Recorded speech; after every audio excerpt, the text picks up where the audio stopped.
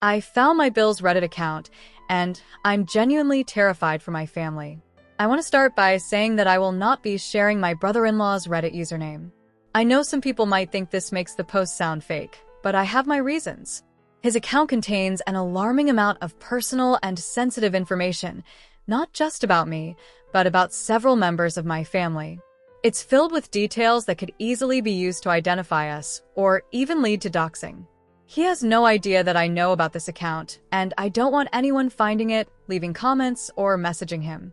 I'm a 21-year-old woman.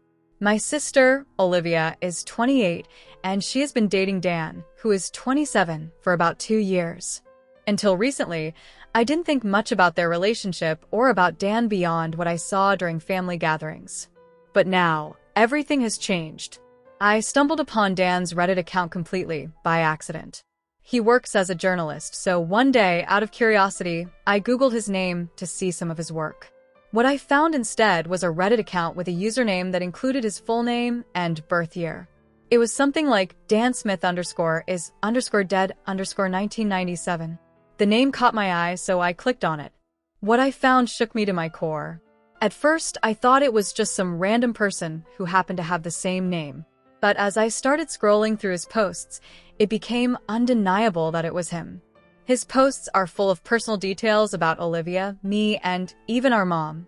He uses our real names, which are uncommon enough to be easily recognizable, and includes specific anecdotes that leave no doubt it's him. The posts themselves are disturbing. They're mostly rants about Olivia, me, or our mother, and they're scattered across different subreddits for venting or just posted directly to his profile. Most of them have little to no engagement, just a handful of upvotes and a few comments. But the content, it's horrifying. The most chilling post is about me. To give some context, I've had a complicated history with men. I've been through experiences of sexual assault, and while I'm working on healing through therapy, it's left me more cautious and anxious around men, especially when they make sudden movements or raise their voices. Apparently, this really infuriates Dan. In one post, he describes a detailed plan to teach me a lesson. His idea is to offer me a ride home the next time I visit their house. But instead of taking me straight home, he wants to drive me through the isolated country lanes in our area. He writes that he plans to act just creepy enough to scare me, but not actually harm me. His goal?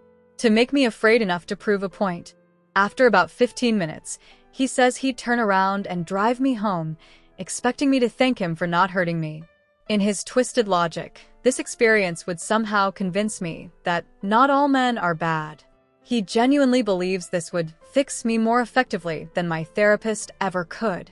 Reading his post was devastating. It's incredibly long, so much so that scrolling through it felt like an eternity. He talks about how unfair it is that I flinch when he makes sudden movements or raises his voice. He rants about how he's not like other men and that it's wrong for me to judge him based on my past experiences. The entire post is riddled with toxic, incel-like rhetoric. One commenter told him to seek help, but Dan's response was chilling. I don't need help. She does. His comment history is just as disturbing. It's filled with misogynistic, racist, and xenophobic remarks. There are posts that delve into the most toxic aspects of incel ideology, which confuses me because he's in a relationship.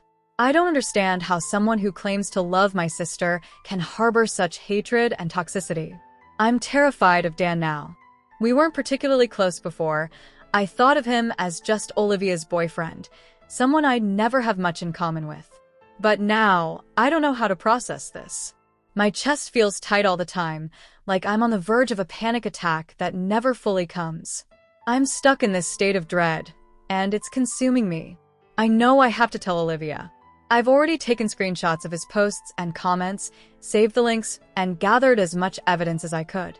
But I don't know how to approach her about this. How do you tell your sister that her boyfriend, someone she trusts, has written something so terrifying about her own family? I also need advice on how to cope. The anxiety is overwhelming, and I can't seem to calm down. I know that telling Olivia is just the first step, but I'm scared of what will happen next. Will she believe me? How will Dan react if he finds out? My mind is racing with worst-case scenarios. Thank you for reading this far. Any advice would mean the world to me. As I shared in my previous post, I had informed my mom and uncle about everything I discovered regarding Dan. After discussing the situation, we all agreed that the best course of action was to wait until Olivia returned from her work trip so we could address this together. It felt important to handle this delicately and confront her as a family. When Olivia came back, we sat her down in the living room. I had prepared everything beforehand: screenshots, saved posts, and notes to help explain the severity of what I'd uncovered. As I walked her through Dan's posts, detailing his disturbing plans and twisted views, she initially sat there silently, scrolling through the messages with a stunned expression. Then, she broke the silence. At first, her reaction was disbelief. She accused me of misinterpreting the situation or taking things out of context. She suggested that Dan might have just been venting online and didn't truly mean any of what he said. Olivia even implied that I might be projecting my past trauma onto the situation, making it seem worse than it really was. I could feel my frustration rising, but I tried to stay calm. My mom and uncle stepped in to support me, reiterating how serious the situation was. Still, Olivia wasn't willing to see it our way. She insisted that we didn't know Dan like she did, that he wasn't capable of doing the things he'd written about. The conversation quickly escalated, with all of us talking over each other. At one point, Olivia turned to me and said, "You've always been distant with Dan. Maybe he feels uncomfortable around you because of how you act." That comment hit me like a slap in the face. I knew then that I had to draw a line. I told her, firmly but clearly, that if she chose to stay with him, I would have to limit my contact with both of them. My mom and uncle echoed my stance, saying they couldn't trust Dan to be a part of our family anymore after what we had seen. That seemed to be the breaking point. Olivia stood up abruptly, her face a mix of anger and hurt, and stormed out of the house. Since then, she's barely spoken to me, aside from a few short, cold texts saying she needed time to process everything. On Monday, just 2 days after that heated discussion, Olivia showed up at my door unannounced. She looked exhausted, like she hadn't slept in days. Her first words were an apology. I was caught completely off guard. I hadn't expected her to come around so quickly. She admitted that after leaving the house, she couldn't stop thinking about the posts. The more she reflected, the more unsettled she became. She confessed that she had confronted Dan about the posts. When she did, she discovered that his entire Reddit account had been wiped clean. Hearing this made both me and my mom furious, as we had explicitly told Olivia not to confront him yet for safety reasons. Thankfully, I had already saved all the evidence. Olivia said that Dan was furious with me, accusing me of stalking him and trying to ruin his career. He even claimed that the account didn't belong to him, saying it was created by someone at work who disliked him. Olivia admitted she wasn't sure what to believe, but their argument had driven a wedge between them. She apologized again, saying she was starting to see things more clearly, but wasn't ready to make any decisions yet. In the meantime, I've moved in with my uncle for my own safety. The thought of Dan showing up at my door, especially in the first few nights after this confrontation, was too much for me to handle. My uncle and I have looked into legal options, but unfortunately, there doesn't seem to be much we can do about the posts. He has offered to help me reach out to Dan's workplace to share what we know, but I'm terrified of how Dan might react if we take that step. As of now, Olivia is still unsure about leaving Dan. Her reluctance has forced me to go low contact with her for my own mental health. She told me she's struggling because she just can't see Dan behaving the way his posts described. It's frustrating and heartbreaking to see her grappling with this, but I can't force her to see the truth. Thankfully, I have friends and other family members who are standing by me through all of this. They've been my rock, helping me stay grounded and supported. I'm grateful for that, even if this situation feels bleak and unresolved.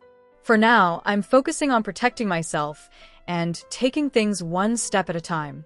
Thank you to everyone who's been following my story and offering advice. Your support means more than I can say. Now on to the next story, story 2. My best friend started dating my abuser and pressured me to reconcile with him, so I told her to leave my home. It's taken me several days to sit down and write this out because every time I try, I get too emotional to focus. I'll do my best to make sense of it, but please forgive me if it jumps around a bit. I don't have a family in the way most people imagine. Close, supportive, always there. For as long as I can remember, I've been a bit of a loner, with one exception, my best friend, Dari. We met in middle school, and from the very first day, we were inseparable. She was my safe place, my constant in a world that often felt unsteady. Things shifted when we went off to college. My parents forced me into a Christian university far from home, but Dari ended up getting accepted to a different college in the same town. We stuck together and even became roommates for 2 years. Everything changed during our junior year when I met Dave, my first boyfriend. He was charming at first, the kind of guy who could light up a room. I was swept off my feet and moved in with him toward the end of that year. But over time, the man I thought I loved started showing a different side. He became controlling in ways I didn't notice at first.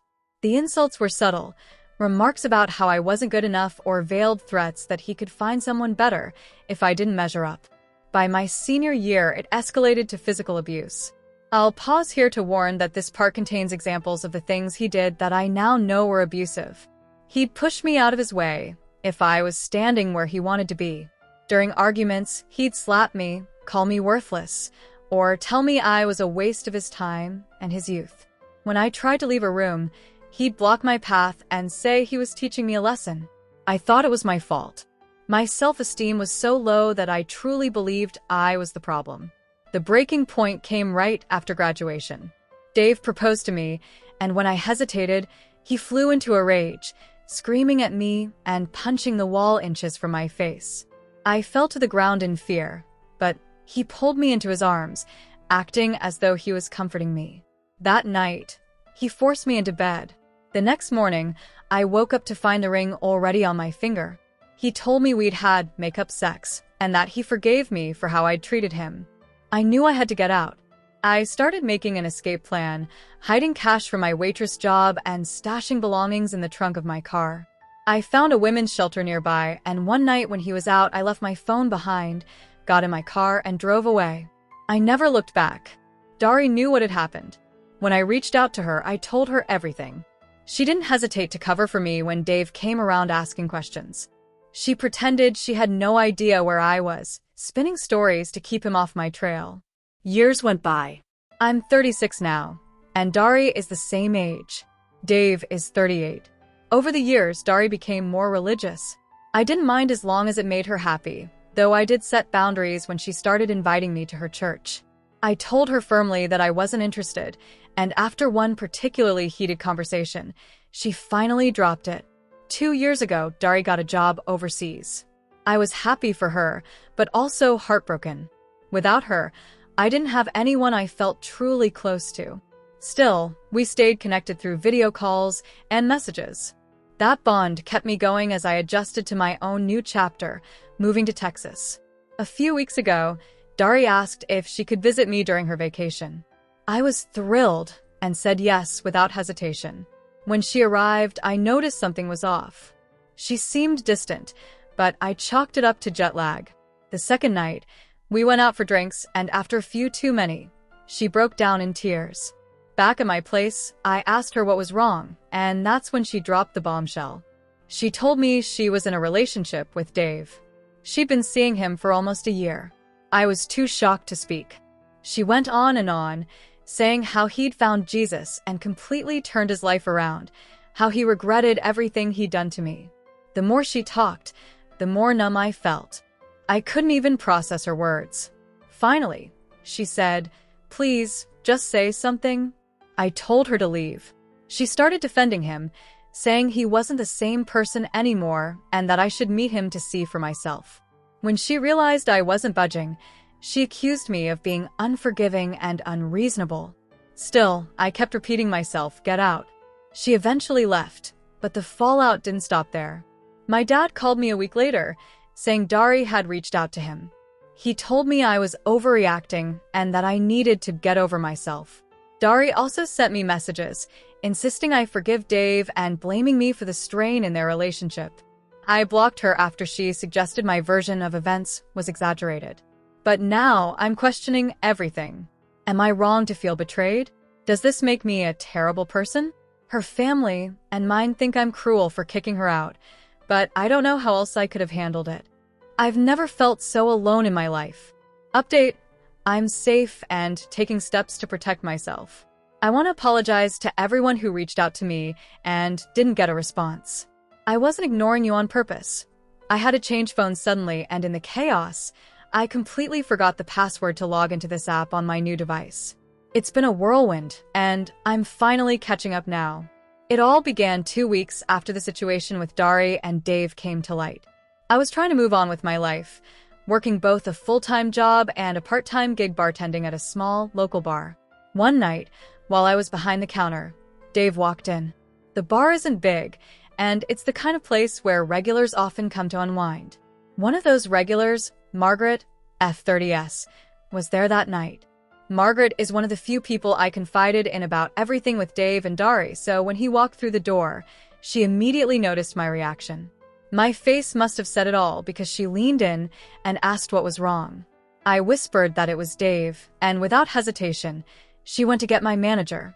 I tried to keep my composure, focusing on the other guests, but my hands were shaking as I served drinks. Dave made his way to the end of the bar, sitting down and loudly knocking on the counter, demanding service. I ignored him entirely.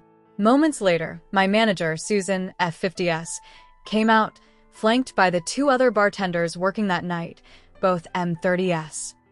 Susan didn't waste any time. She walked right up to Dave, who was growing more impatient by the second, and told him to leave. When he tried to argue, she calmly but firmly informed him that we had the right to refuse service. Within minutes, he was out the door. But the night wasn't over for me. Not long after, I started getting texts from an unfamiliar number.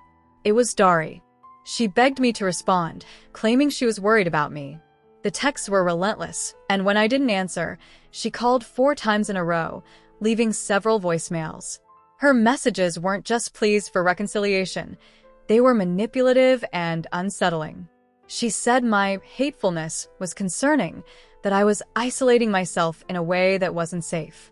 She even made veiled comments about how I was alone in the world and questioned who I would turn to if something happened, like a break-in at night. To top it all off, she sprinkled in religious rhetoric, as if that would somehow make her behavior acceptable.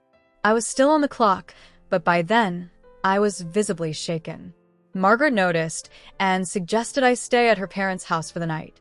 I'd met her mom, Angela, F60S, a few times when she came to the bar with Margaret, so I felt comfortable enough to accept their offer.